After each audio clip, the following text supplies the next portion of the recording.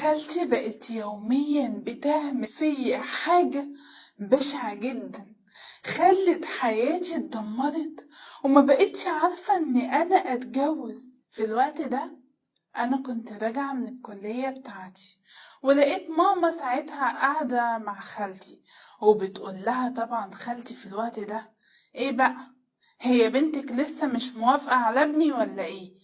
قالت لها انت عارفة ان الحاجات دي بتبقى اختيار وكده والكلام ده كله، وهي من حقها تختار شريك حياتها.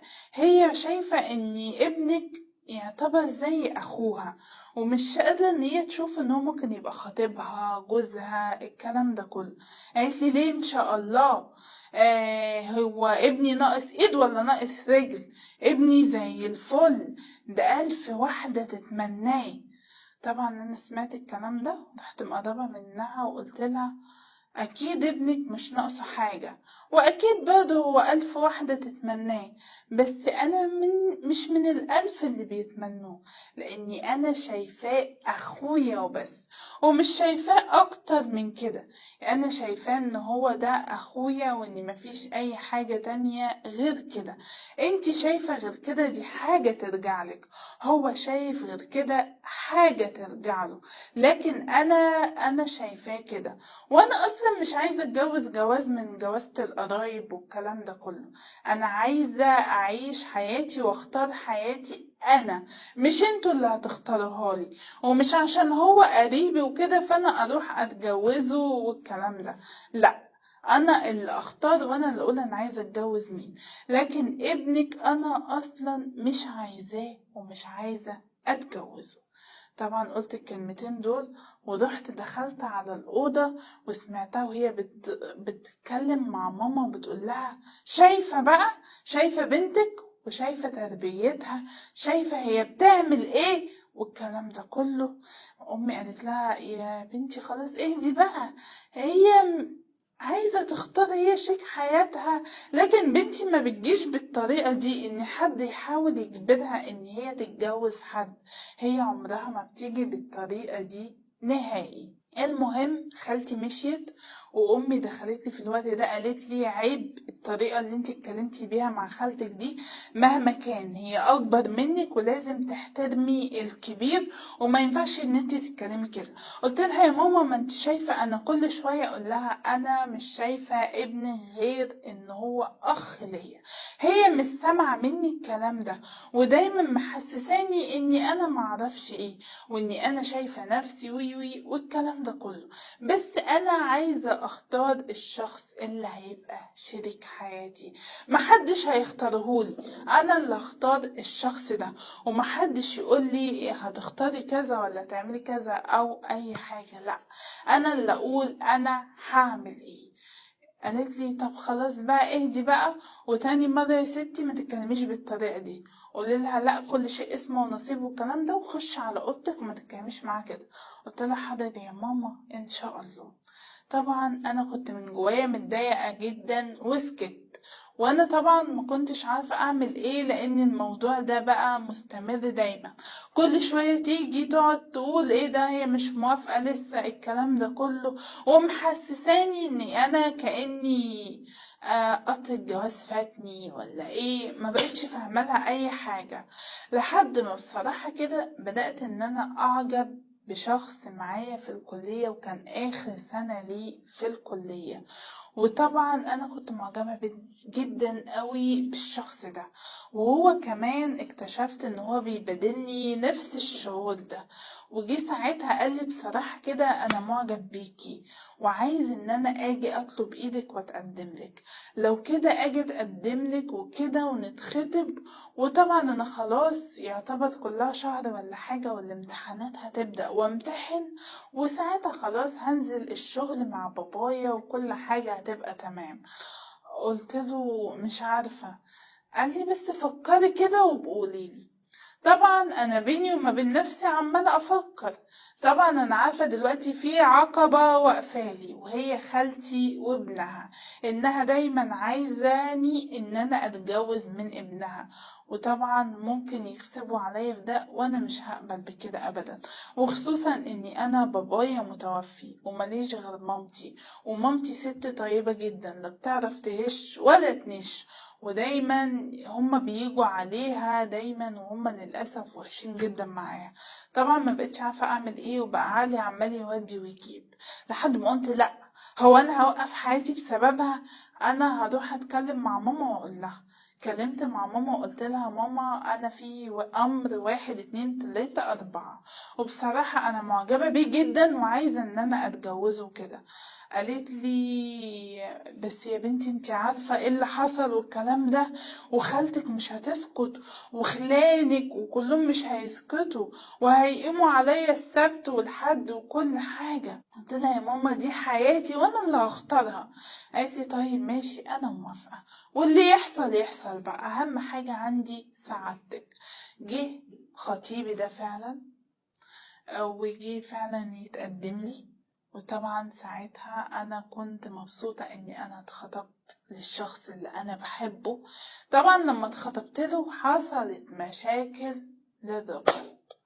طبعا خلاني وخالتي وخالاتي التانيين قعدوا يقولوا لها ما كان اولى بقى القريب احسن من الغريب، وكان اولى ان انتي تجوزيها احسن من ابن خالتها بدل ما انتي جوزتيها لحد غريب والكلام ده كله. المهم ان بعدها حصل ما بينهم مشاكل جامدة جدا، لدرجة ان هما ما بقوش بيتكلموا مع بعض. ومامتي قالت لي يا ستي هما شوية شوية هيصفوا وهنرجع نتكلم وكل حاجة، بس اهم حاجة عندي سعادتك. طبعا انا كنت مبسوطة قوي ان انا اتخطبت له وبقينا مبسوطين، وكنت حقيقي مبسوطة. طبعا جه هنا هو خلص كليته طبعا واشتغل، وقف على رجله، وانا كانت فاضل لي سنة في الكلية بتاعتي وهبقى خلصت وكل حاجة والكلام ده كله. فاحنا حددنا الفرح وقال لي بكملي السنة دي لما نتجوز وتبقي معايا وكده. حددنا الفرح علشان خاطر نتجوز. قبل جوازي بحاجات بسيطة، وكان تقريبا قبلها بحوالي شهر اتصدمت قوي لما لقيت خطيبي بيكلمني وبيقولي كل شيء اسمه ونصيب، انا حاسس ان انا مش مرتاح، وبقالي فترة مخنوق ومش طايق ان انا اكمل معاكي. اتصدمت جدا من كلامه. اللي حصل ما كانش ليه اي مبررات، ما كنتش فاهمة ايه اللي بيحصل معايا، وفعلا لقيته بيكلمني بطريقة عمره في حياتي ما كلمني بيها. المهم للأسف أنا ما بقتش فاهمة أي حاجة خالص، ولقيته سابني وأنا كنت في حالة صعبة. سابني قبل فرحنا بشهر، سابني بعد ما جهزنا كل حاجة في شقتنا واخترت كل حاجة معاه، سابني من غير أي مقدمات، سابني وأنا مش فاهمة ليه. كنت حزينة ومتضايقة.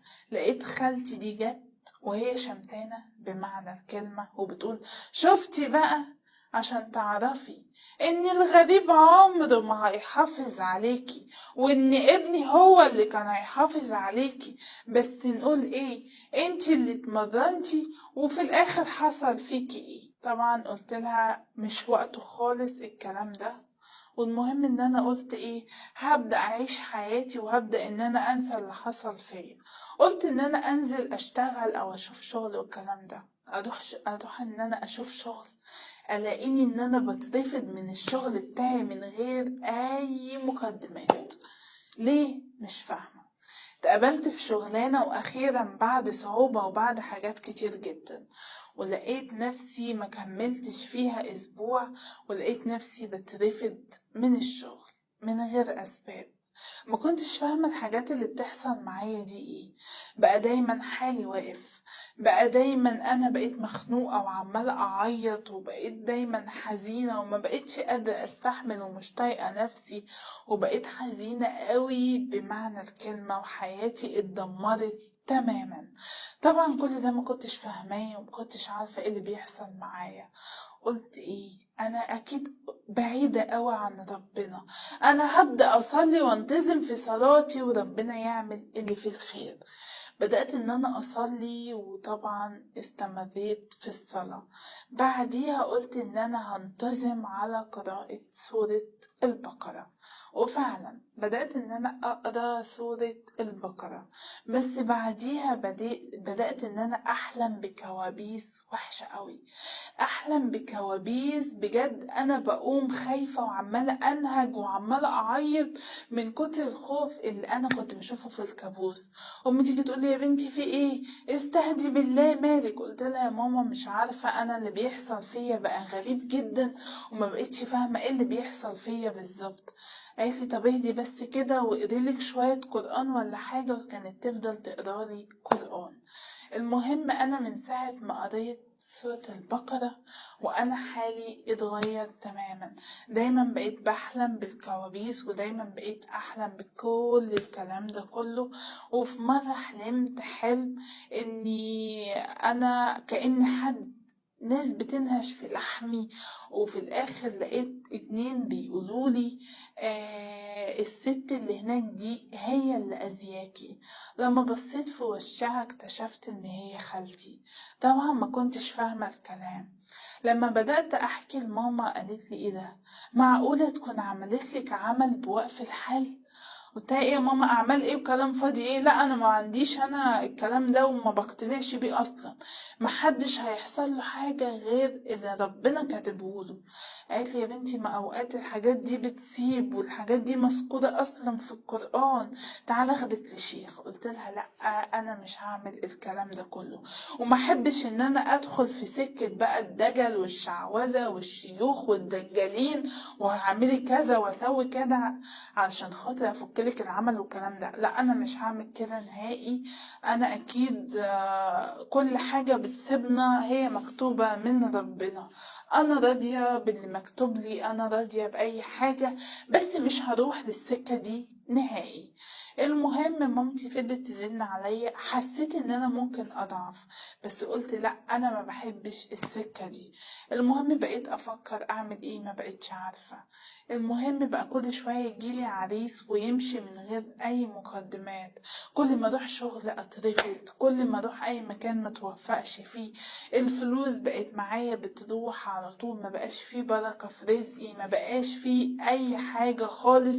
للأسف كل حاجة بقت صعبة جدا، وما بقتش عارفة أنا المفروض أعمل إيه. تعبت وخايفة ان انا اتجه للسكة اللي مامتي عمالة تزن عليا فيها، وهي سكة بقى الشيوخ والدجل والكلام اللي انتوا عارفينه ده، وما بقتش عارفة انا المفروض اعمل ايه. ارجوكم قولولي حل، وقولولي اتصرف ازاي، انا مش عارفة اعمل ايه. دي المشكلة اللي جاتلي النهاردة من صاحبة المشكلة على رسائل الصفحة، وزي ما انتوا سمعتوا مشكلتها بالظبط. المؤذي ان للأسف اللي بيأذينا هم اقرب الناس لينا. اكتر حاجة تأذي بجد وتضايق وتحزن ان اللي تأذينا هي اكتر حد قريب لينا، واكتر حد المفروض يبقى خايف علينا هم اللي بيأذونا. هم اللي بيأذونا وبيدمروا حياتنا. ليه؟ علشان خاطر ايه؟ علشان خاطر اسباب ملهاش تافهة، علشان خاطر حاجات اصلا ملهاش اي لازمة. يقوموا اذينا ومدمرين حياتنا، يقوموا مخلينا مش قادرين نعيش حتى حياتنا. بتستفادوا ايه؟ بتبقوا مرتاحين وفي غيركم بيعيط يوميا؟ بتبقوا مرتاحين وفي ناس بتموت من الوجع يوميا بسبب اعمالكم؟ بتبقوا مرتاحين ازاي وانتوا خاربين بيوت، وانتوا مدمرين ناس، وانتوا بتأذوا ناس، وانتوا بتوقفوا حال ناس، وانتوا بتتعبوا ناس على حسب اللي عمل ده معمول بايه؟ بقى بخراب، بمرض، بتعب. بتبقوا مرتاحين وواحدة تعبت بسببكم وعندها مرض بسببكم؟ بتناموا على المخدة ازاي؟ نفسي أسأل السؤال ده. انتي كست مؤذية او كراجل مؤذي، ما بتيجي اخر الليل بتنامي على المخدة ازاي؟ بتنامي ازاي ضميرك مرتاح وانتي اذية غيرك؟ بتنامي ازاي وانتي ضميرك كده؟ فين ضميرك؟ للحظات ما بتحسوش ان انتوا بتأذوا، للحظات ان انتوا ما بتحسوش ان انتوا ناس مؤذية بتدمروا الناس. هو انتوا فاكرين ان انتوا بتكسبوا؟ انتوا هتخسروا اخرتكم، وللأسف بتعملوا للدنيا. طب فين الآخرة؟ ما عملتوش حساب للآخرة ليه؟ عارفين ايه اللي بيحصل في الناس اللي بتأذي؟ عارفين ايه اللي بيحصل في الناس اللي بتخرب البيوت؟ عارفين ايه اللي بيحصل في الناس اللي بتعمل الأعمال والدجل والشعوذة والكلام ده كله؟ عارفين ايه اللي بيحصل؟ ليه أنا مثلا من غيرتي من إنسانة أروح أذيها علشان أنا غيرانة منها؟ طب ما انتي بإيدك تبقي أحسن منها، بإيدك تشوفي هي ناجحة في ايه ونجحي زيها، بإيدك تعملي الأحسن. بس لأ، هي ازاي تنجح؟ طب ما انتي تنجحي. هي تعبت علشان توصل، وكلهم بيتعبوا علشان يوصلوا. مفيش حد كده بيجيله الحاجة بسهولة، كل واحد بيتعب عقبال ما توصله الحاجة دي وتبقى في ايده الحاجة.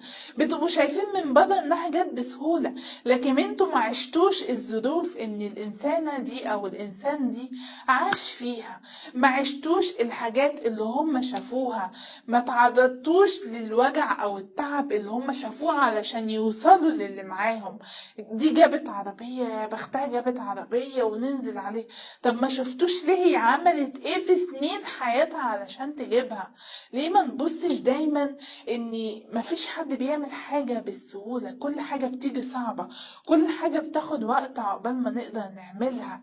ليه ما دايما نبص انها جت كده اكيد جت سهلة؟ مفيش حاجة بتيجي سهلة. انتي بقى سيبك من سكة الدجل والشعوذة، خليكي منتظمة على قراءة سورة البقرة، انتظمي عليها. اوقات ممكن هتلاقي نفسك ان انتي بتتعبي، ممكن يحصل شوية حاجات علشان تخليكي تمتنعي عن الصورة دي، بس صدقيني فيها دواء وفيها علاج كبير جدا لكل حاجة.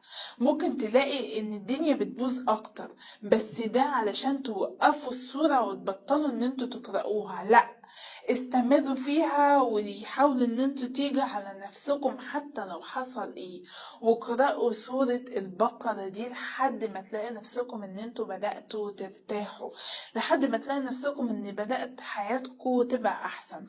حصني نفسك دايما، اقري اذكار الصباح والمساء دايما، اقري قبل ما تنامي او اول ما تصحي من النوم، صلي وقربي من ربنا. صدقوني ما يصيبنا الا ما كتب الله لنا، كل حاجة بتصيبنا اللي ربنا كاتبها لنا، كل حاجة تصيبنا اللي هي مكتوبة من عند ربنا. حصني نفسك كويس قوي، خليكي منتظمة على قراءة سورة البقرة، اقرأيها يوميا، اقعدي اقري فيها حتى لو حصلك حاجات كتير وحشة علشان تمتنعي عنها وتبطليها. ما تعمليش الكلام ده، تعالي على نفسك، استحملي اللي بيحصل حتى لو هتستحملي اسبوع شهر، بس هترتاحي بعدين. لانك للأسف لو دخلتي في سكة دجل شعوذة بيطلبوا حاجات مقرفة، وفي الاخر بيعملوا كل ده عن طريق ايه؟ عن طريق حاجات مقرفة اكتر. وكل ده ليه؟ وبيبقوا برضه مؤذيين. فانتوا لا، سيبكم من الحاجات دي كلها. القرب من ربنا يقدر يمنع اي حاجة تحصل لنا، القرب من ربنا يقدر يفك لنا اي حاجة، القرب من ربنا يقدر يخلينا حياتنا احسن. خليكوا قريبين من ربنا، حصني نفسك، اقري قرآن، صلي دايما كل صلاة في ميعادها، انتظمي في صلاتك، اوعي تفوتي فرض واحد، قربي منه قوي. اقري دايما قرآن وخليكي محافظة دايما على قراية القرآن، وخليكي دايما قريبة منه، واعملي كل اللي عليكي اتجاه ربنا، وهتلاقي ان حياتك بدأت تبقى احسن. وحسني نفسك وسيبك من الافكار دي كلها، وصدقوني كل حاجة بتحصل لنا هي مكتوبة ومقدر ومكتوب. ودي كانت وجهة نظري، ولو حد عنده اي وجهة نظر تانية يسيبها في الكومنتات، ولو حد عنده اي مشكلة يبعتها لي على رسائل الصفحة، ونشوفكم ان شاء الله في حلقة جديدة.